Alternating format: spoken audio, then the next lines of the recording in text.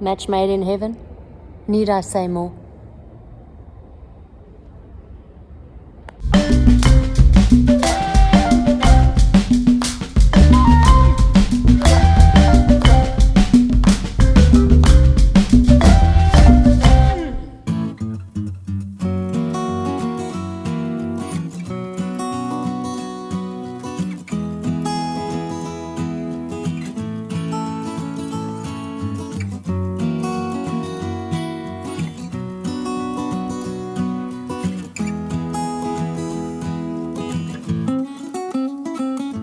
I noticed last night, for the first time, it was getting a little bit nippy when I was sleeping.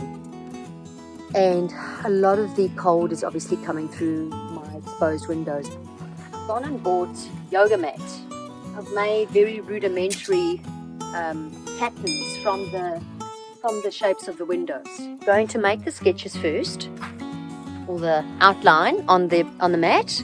And I'm staying in here because it's really nice and cozy. It's quite cold. And I'm going to insert it into the windows and then put some cable ties on the back so I can pull them off easily. So let's see how that goes. It's not going to be perfect, but okay, I've cut it out. Oh, this is satisfying. This is the back shape of the window. Let's see if it works. The moment of truth arrives. Let's do this. That's all right. Boom. I can already feel it's quite warm. It's gonna be so good tonight when I snuggle up in bed. After adeptly fashioning and installing the window covers in anticipation of the brisk night that lay ahead, I ventured out for a leisurely stroll. I met some locals who invited me to join them for the evening. Hello. So I've just met these two lovely people. This is Gina, this is Johan. Hi. Gina and Johan treated me to a lovely visit to a charming church in George, where I had the pleasure of meeting some friendly locals. They also kindly showed me around the city, allowing me to soak in the relaxed ambience and genuine warmth of the community. I returned home just in time to make a braai.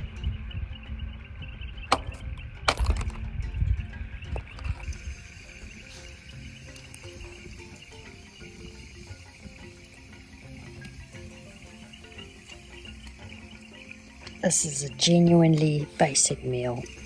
Steak, and the braai, and the beautiful potato. Put in the coals with that view. Oh, my mouth is actually watering. The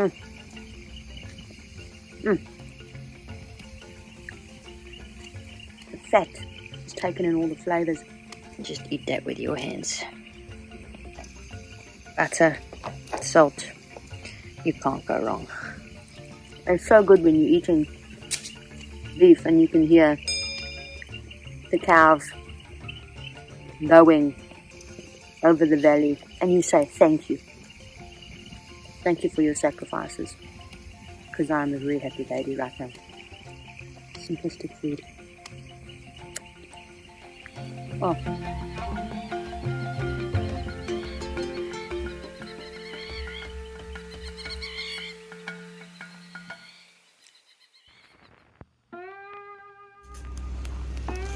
Not such a super day.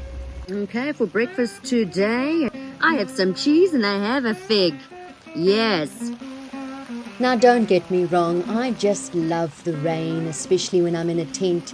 But it doesn't help if the tent is open on the sides and the wind is pushing the rain into the tent. I'm using wood that I found, some of the old yoga mat-y stuff, and a towel because, yes. And you know what? It might look not so super duper, but it works. So it's all dripping. That bucket sure is getting fuller. Okay, if it continues to rain, I'm gonna have to make another plan. I haven't had breakfast yet.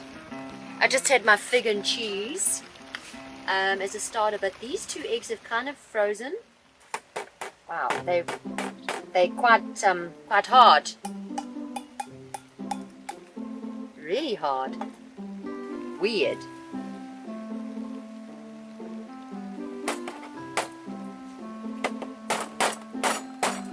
That fridge was a little bit too good. I have never experienced this in my life. Look at that. I don't know how I'm going to do this. I might have to put it in the pan first, just to defrost them. That yolk is solidly frozen. Have you ever seen this before? I haven't. I'm sure somewhere in the world this is I don't know, a thing. And I think I've got some leftover avocado from last night.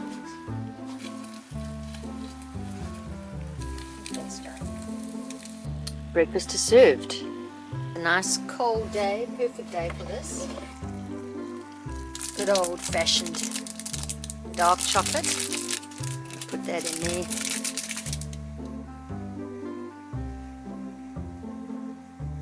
Gluten-free chocolate pecan brownie with hot chocolate. I'm sitting all snuggled up inside.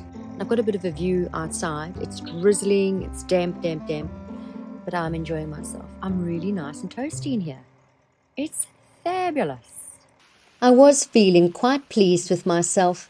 Not only had I fashioned a makeshift seal for the side of my tent to keep the driving rain at bay, but I also whipped up a decent breakfast using those dreaded frozen eggs. To top it all off, I brewed one of the best hot chocolates imaginable. However, just as I was reveling in my small victories, I received a call from my mother with a seemingly innocuous technical question. Just click the circle at the bottom. Can you just do portrait, not landscape? Okay, and then just go into YouTube. Just go into YouTube. Just look what I'm doing. Yes, that's what I was doing. Go over that, Mommy. Get out of there. I was showing on the TV. And there's a little arrow. Click. Yeah. I want an arrow. Switch it off. Okay, but you're all sorted now. You've got, yeah, I will, thank you. So you've got internet. Oh.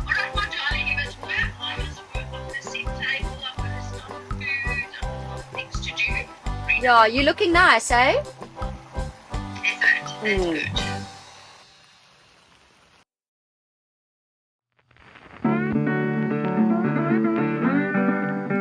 Gina and Johan had shared tales of the George Powervan, a captivating railway journey from George to the heart of the Outeniqua Mountains, traversed in rail buses. The Powervan departs and returns to the Outeniqua Transport Museum.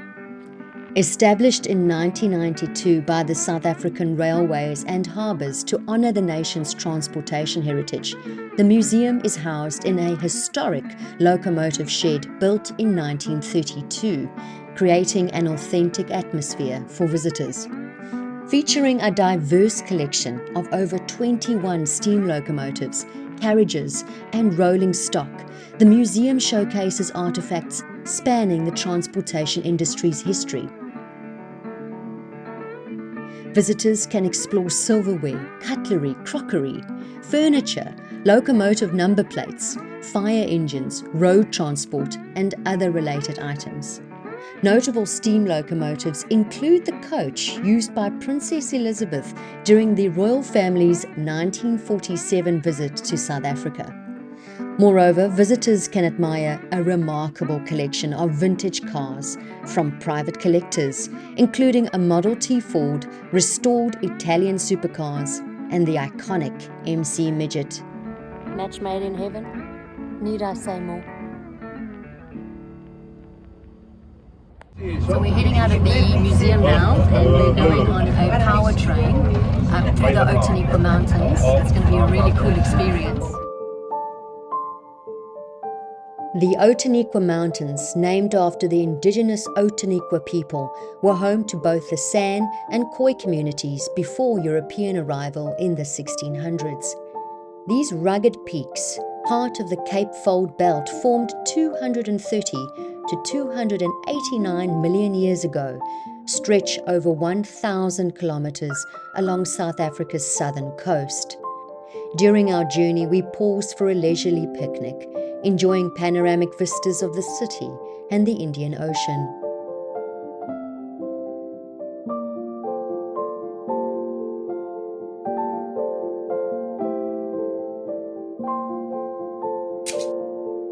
So I've gone exploring, and it looks like I have found something.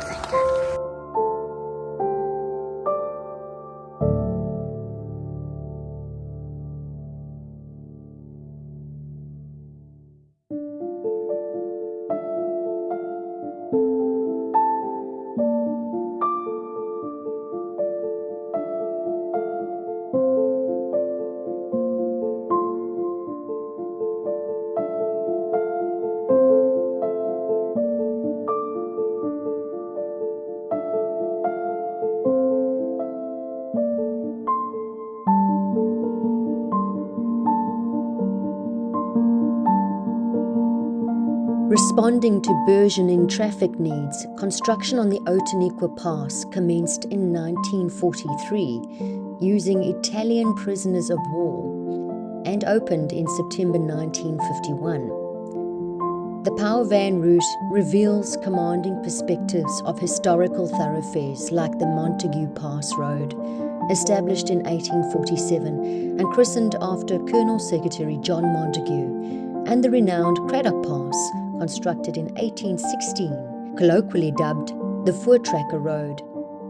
Originating in 1776, this significant ox wagon route facilitated trade between the coast and the Langkloof Valley, challenging farmers with a perilous 5-day journey across the mountains.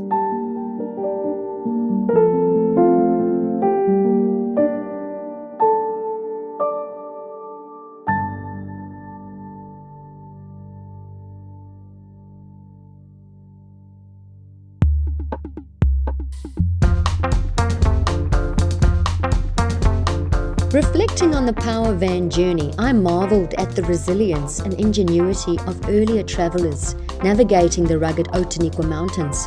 Their indelible marks are etched into the cliffs, peaks, and valleys of this majestic landscape. A local chap named George happened to stumble upon my camp. He saw my struggling fire and he generously donated a bag of the good stuff. George and the boys? How's it? And George has gifted me a bag of cameel doring, which is camel thorn, but it is the driest, most beautiful wood I'm ever going to see. I'm going to have a real fire tonight. Thank you. Yeah, the generosity. Yeah, you're more than welcome. You're going to see this on YouTube, George. Super. Just send me the link. I will. I wanna give it to the guys as well. Camel thorn. That's yeah. It. Cameel doring.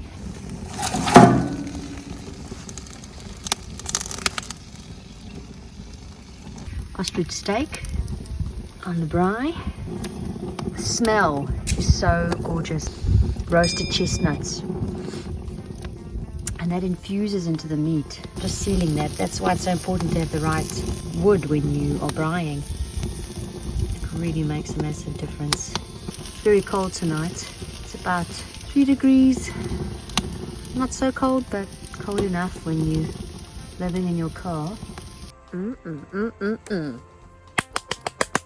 We are having ostrich steak. We've got some sweet potato. We've got a simple salad with feta, lemon, cucumber, and some cos lettuce. And then, of course, avocado. Oh, it's so juicy.